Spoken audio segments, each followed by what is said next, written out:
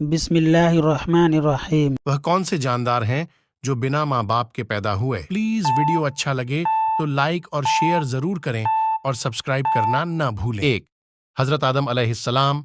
2. हजरत हव्वा अलैहिस्सलाम। 3. हजरत सालेह अलैहिस्सलाम की ऊँटनी। 4. हजरत इस्माइल अलैहिस्सलाम का दुम्बा। 5. हजरत मूसा अलैहिस्सलाम का अजदहा। 6.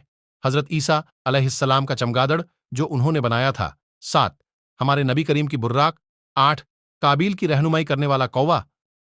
वह कौन सा पत्थर है जो न पानी में डूबता है और न ही आग के तपिश से गर्म होता है। हजर अस्वद।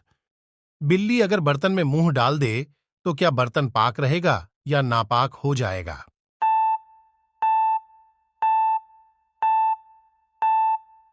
पाक ही रहेगा।